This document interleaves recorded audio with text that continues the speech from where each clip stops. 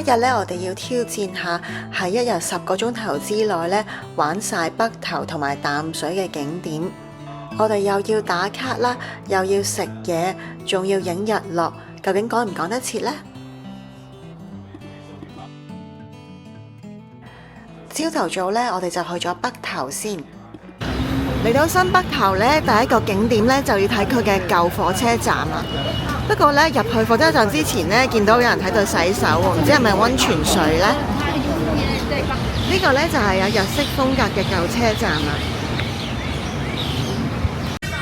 呢度咧有架舊嘅列車喎，應該係可以上去參觀嘅。大家要注意咧，呢度係星期一公休㗎。呢一個火車站咧，用到1988年咧就停運啦。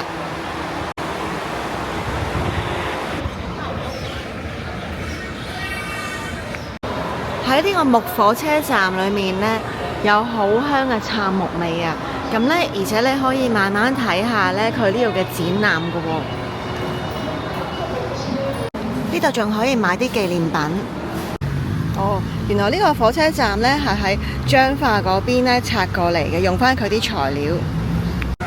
有咩古建築呢？呢度有講個方向啊！咁全部嘅景點呢都係向呢邊行。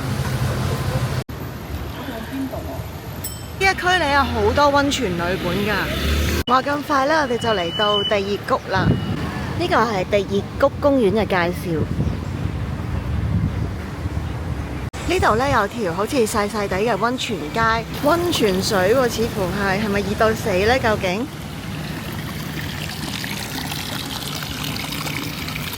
好熱啊啲水！星期一係休息嘅。我哋嚟到咧呢個叫做第二谷溫泉源頭啊，咁佢話咧呢度高溫咧係超過75度嘅喎，會燙傷嘅。咁酸性咧就係 pH 1至2啦，咁即係具腐蝕性嘅喎。好多人咧都揀喺呢個位置打卡啊！如果你企正喺嗰個池出邊咧，嗰啲熱氣咧會吹落嚟到好熱嘅。咁但係調翻轉咧，呢度就有個陰涼嘅小徑，咁咧你就可以喺呢度咧涼住咁樣欣賞呢個第二谷。不過咧就喺嗰邊咧就會影到啲煙明顯啲。呢個咧叫做女巫石埔啊。呢個指示牌咧就話向呢邊向博物館啊。呢間建築物幾靚喎！呢個就係北頭溫泉博物館，係免費參觀㗎。呢間博物館咧有2層㗎喎。嚟到中間呢個位置咧，又好有日本特色啊！咁呢度中間鋪咗榻榻米啦，上面咧就有個表演台。呢度望出邊咧幾靚喎！喺呢個位咧，你可以企喺個玻璃後面咧扮浸湯就自拍。落到下一層咧，就有個男湯女湯啊！咁咧呢個應該係舊式，好似溫泉浴池咁樣啦。你咧就喺呢邊沖咗身先，就落呢邊咧就係浸溫泉嘅。呢啲應該都係溫泉水嚟嘅。行咗冇幾耐咧，我哋就見到呢個圖書館啊！呢間咧應該係全台灣最靚嘅圖書館之一啊！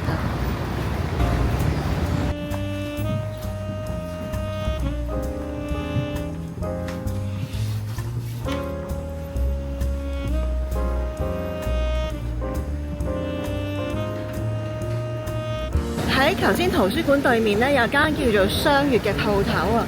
朋友就話咧，佢出名食拌麵嘅喎，係話呢個燉湯同埋個拌麵係出名嘅。我諗全部嗰啲都係好好食嘅，係咪？即係有皇冠，有皇冠嗰啲都點啦，係咪咧？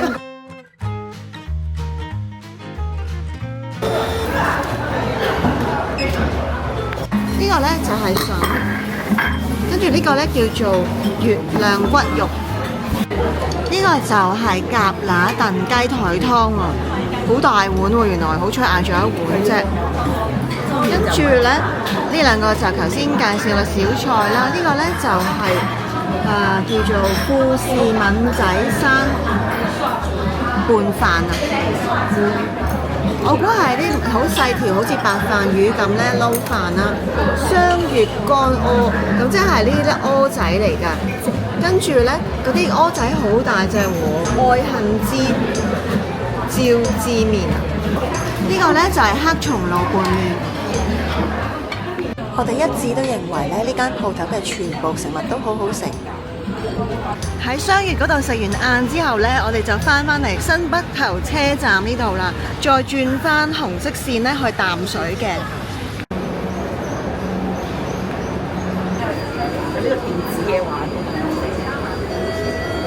喺呢個列車呢，會見到北投嘅吉祥物啊！點解咁似熊本熊嘅呢？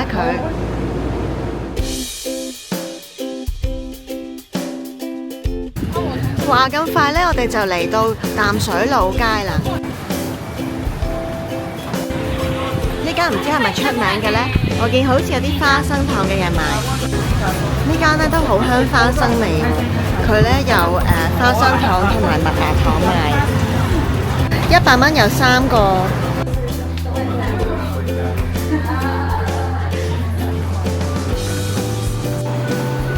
呢個好笑啊，大雕燒。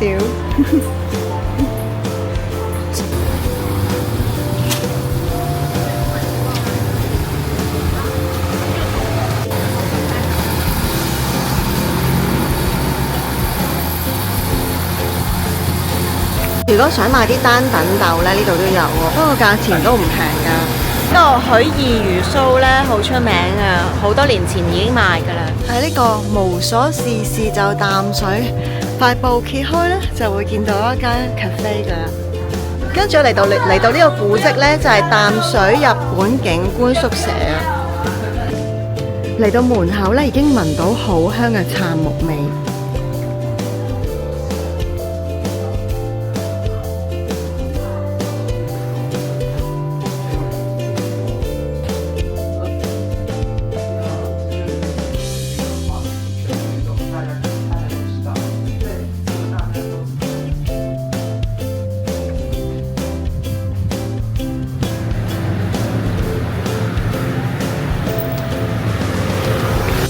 行過咧，聞到一檔賣呢啲蛋糕咧，好香喎！古早原味蛋糕咧，一嚿就110蚊。行到街尾轉右咧，就可以上到去木下靜崖故居噶啦。應該呢度上去，我諗。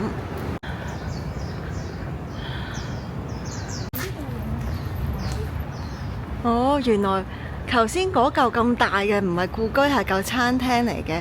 呢嚿呢先至係佢間屋啊！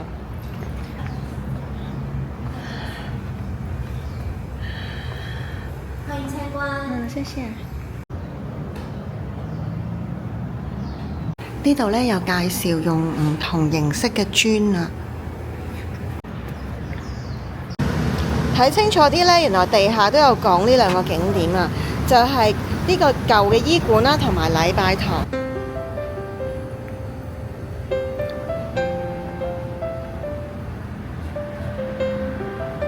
呢個呢，就係台灣基督長老教會嘅禮拜堂。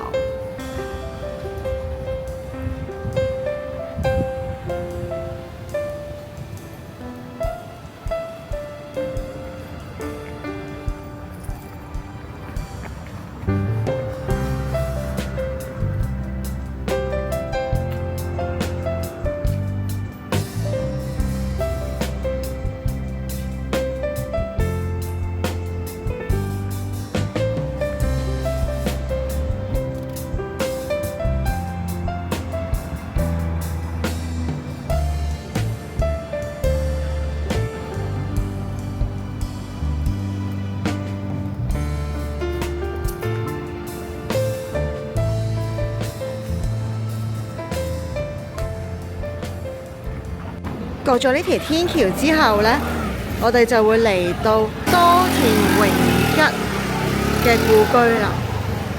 嚟到呢，居然發覺有好多人喎，真係估唔到。好多人都會鍾意嚟呢度影婚紗相㗎。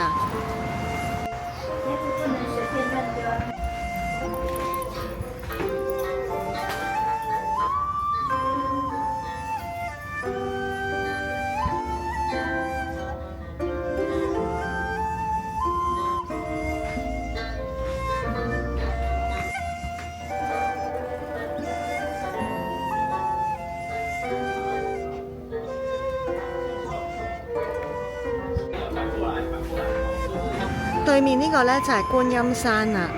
咁嚟呢度住嘅日本人呢，都好中意望住呢個山㗎。行到呢間文化小學呢，隔離呢間呢，就係最出名食吸㗎啦，可以外帶或者內用嘅，45蚊一個。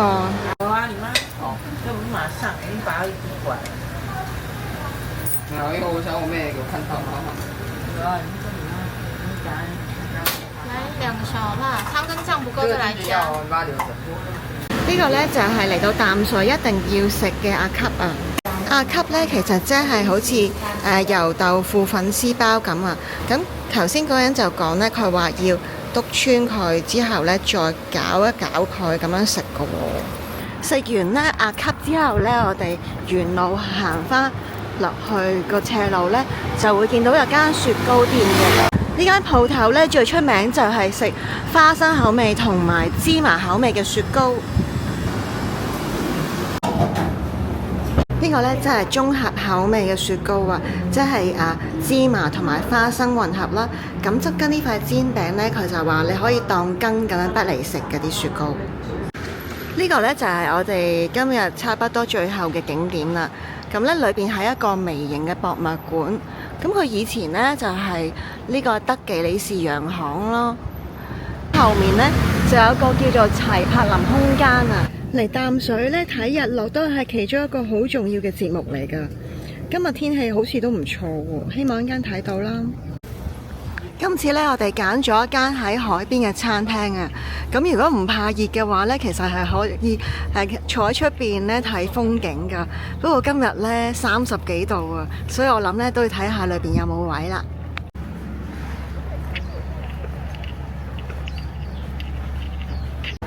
間餐廳好似好靚喎，雖然我哋冇訂位啊，不過好好彩咧嚟到我哋嘅時間大概5點幾啦，都可以咧俾我哋坐到窗口位喎，一陣間咧就可以直接喺呢個位置欣賞日落啦。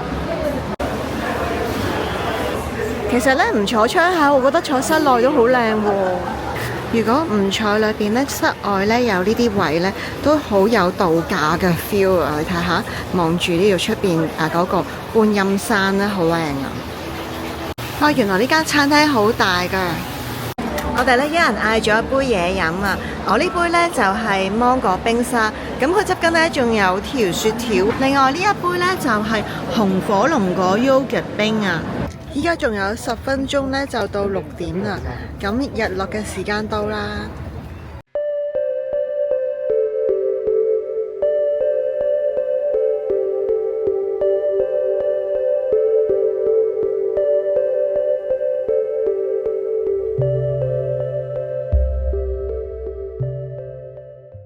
喺呢間餐廳呢，如果你嗰個月呢有朋友生日嘅話呢，佢可幫你做個慶生活動，咁就會送一個蛋糕俾你嘅。Happy birthday to you, happy birthday to you, happy birthday, happy birthday, happy birthday to you。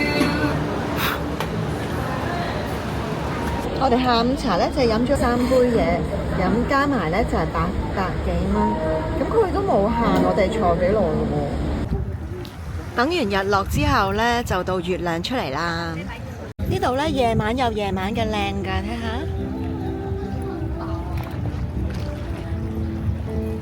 原來呢，夜晚有人喺度釣魚添㗎喎。河邊呢，向返淡水捷運站嗰度行呢，沿途呢都會有好多鋪頭，有啲玩，有啲買嘢，有啲食嘢嘅。我哋而家咧離開老街，咁過對面大馬路之後呢，就可以去到一個叫做英專夜市，來來回回都有好多摩托車啊！行起上嚟呢都要好小心。地瓜球呢，就每個夜市都有噶啦，咁我哋見到人買又買啦。佢呢可以大就係50，細就30，可以揀粉添嘅。鹽水雞好多人排隊喎，幫唔幫襯好呢？佢可以揀雞腿。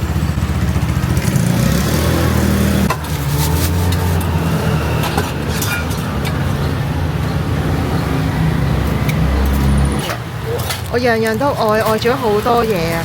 加埋呢度呢，要220蚊喎。呢檔都係鹽水雞，都係要排隊，不過呢檔咧就賣炸雞扒嘅。咦，你喎，100蚊4粒啊！有網友話咧，呢檔水煎包咧全淡水最好食喎。咁咧依家就係16蚊一個。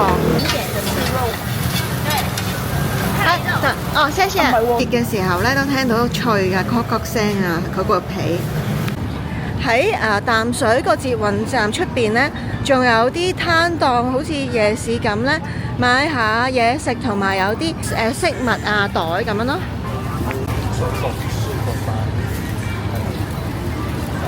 如果大家有興趣睇下我哋上一次嚟淡水去紅毛城嗰啲景點嘅話呢，可以撳翻右上角睇呢條片。如果大家鍾意今次嘅介紹，記得點讚、訂閱、分享同留言。我哋下次再見，拜拜。